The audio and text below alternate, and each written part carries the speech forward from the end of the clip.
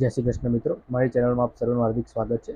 મિત્રો, આજે હું નિફ્ટીનું એક વિડીયો બનાવી રહ્યો છું કારણ કે કાલે નિફ્ટીની એક્સપાયરી છે. તો આજે મારી પાસે થોડોક સમય હતો તો વિચાર્યું કે આપના માટે એક નિફ્ટીનો બી એક્સપાયરી વિડીયો બનાવી દો, જેથી કરીને જે લોકો નિફ્ટીમાં બી એક્સપાયરીમાં ટ્રેડ કરતા હોય તો એમને થોડી હેલ્પફુલ રહે. તો મિત્રો, નિફ્ટીનો આપણે એક વખત વન ડેનો ચાર્ટ જોઈએ કે નિફ્ટી વન ડેના ચાર્ટ ઉપર શું ચાર્ટ આપણને બતાવી રહ્યો છે અને માર્કેટમાં નિફ્ટી જે છે એની સ્ટ્રેન્થ શું છે અને કેવી રીતે અત્યારે આપણને વ્યૂ દેખાડી રહ્યું છે. તો અહીંયા નિફ્ટી તમે જોશો મિત્રો, નિફ્ટીમાં કન્ટિન્યુઅસલી માર્કેટ જ્યારથી આ કેન્ડલની ઉપર માર્કેટ નીકળ્યું છે તો માર્કેટ એક ઉપરની સાઈડ એટલે માર્કેટ અપ ટ્રેન્ડમાં છે. નિફ્ટીમાં આપણું એક અહીંયા જે ડેઇલીની ચાર્ટ પેટર્ન છે, મતલબ ડેનો જે ચાર્ટ છે, આ વન ડેની વન કેન્ડલ છે, તો માર્કેટ અત્યારે અપ ટ્રેન્ડમાં છે. તો આ એક આપણા માટે પોઝિટિવ સાઇન છે નિફ્ટી માટે.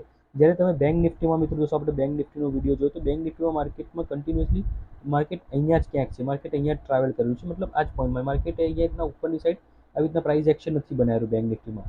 તો બેંક નિફ્ટીનો ચાર્ટ કમ્પેરેટિવલી વીક છે as compare to Nifty. Nifty થોડુંક અહીંયા મને બુલિશ લાગી રહ્યું છે, એટલા માટે મેં વિચાર્યું કે તમને કાલે થોડુંક હેલ્પફુલ લાગે, લોકો અહીંયા ટ્રેપ ના થાય અને એમનો એસએલ હિટ ના થાય, એટલા માટે આપણે આજે નિફ્ટીનો એક વિડીયો બનાવ્યો છે. આશા રાખીએ છીએ કે આપણું એનાલિસિસ આજે કામ કરશે કાલે માર્કેટમાં અને તમને લોકોને પ્રોફિટ સારો એવો થાય. ત્યાં નિફ્ટીનું મને એક વસ્તુ ખાસ એક જે લાગ્યું મને કે નિફ્ટીનો જે પોઈન્ટ છે, આઈરો પોઈન્ટ, આ જે પોઈન્ટ છે ખૂબ જ ઇમ્પોર્ટન્ટ પોઈન્ટ છે. આ લેવલને તમે માર્ક કરી રાખજો મિત્રો.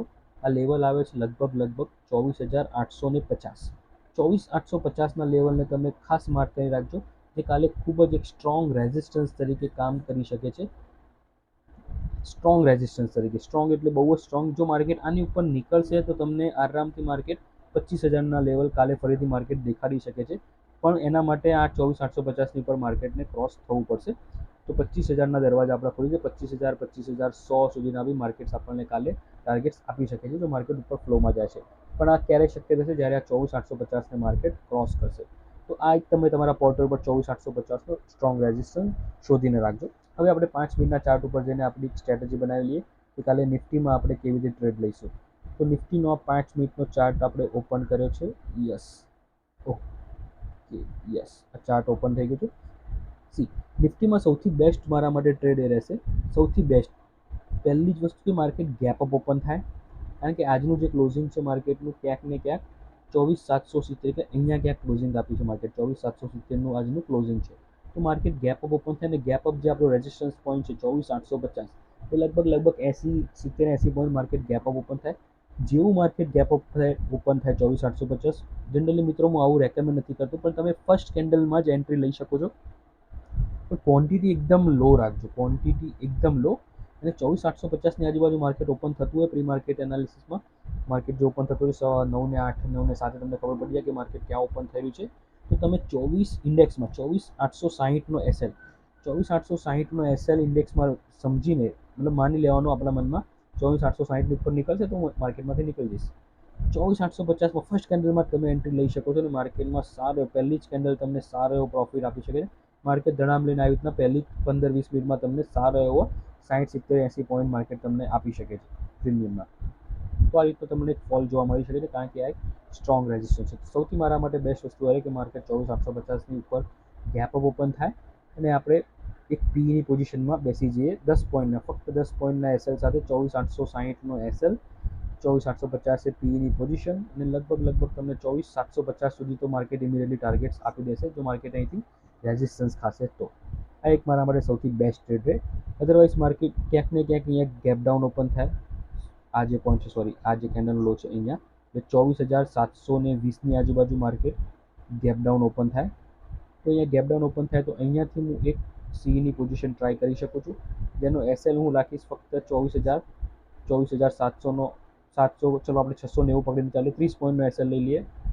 24,690નો એસએલ, 24,690, 30 પોઈન્ટનો એસએલ, 24,690નો એસએલ, 24,720 આપણે એક સીની પોઝિશન ટ્રાય કરીશું. ઉપરની સાઈડ આપણને 24,800, 25,000 સુધીના બી ટાર્ગેટ્સ માર્કેટમાં આપણને જોવા મળી શકે છે. તો માર્કેટ આવી રીતના વન વે કન્ટિન્યુએશન ફ્લોમાં જાય છે, કારણ કે આ જે તેજી આવી છે મિત્રો એ લાસ્ટ અવરમાં આવી છે. તો ચાન્સીસ બહુ જ વધારે છે કે માર્કેટ રિટેલ ટ્રેડર, કારણ કે ઘણા જે રિટેલ ટ્રેડર છે એ અહીંયા સીની પોઝિશન કેરી કરીને લઈને ગયા છે. સી, રિટેલ ટ્રેડરની સાયકોલોજી કે જ્યારે આગલા દિવસે માર્કેટ તૂટતું હોય તો એ નેક્સ્ટ ડે માટે પીની પોઝિશન કેરી કરી જતા હોય છે, જ્યારે આગલા દિવસે માર્કેટ ઉપર જતું હોય તો એક સીની પોઝિશન કેરી કરતા હોય છે.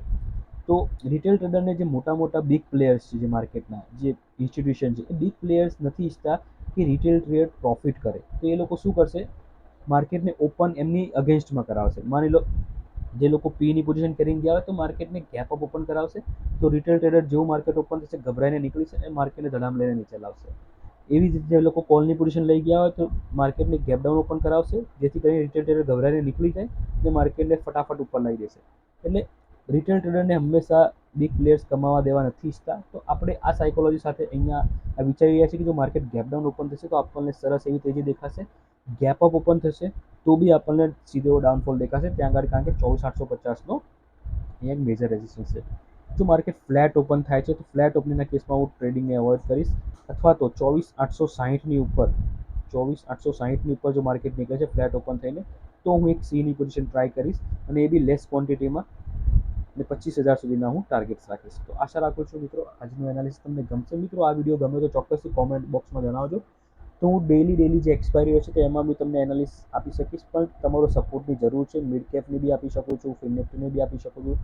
તો તમારા કોમેન્ટ્સ અને તમારા વ્યૂઝના બેઝ ઉપર હું ડિસાઇડ કરીશ કે તમને પસંદ આવે છે કે નહીં. થેન્ક યુ મિત્રો, જય શ્રી કૃષ્ણ.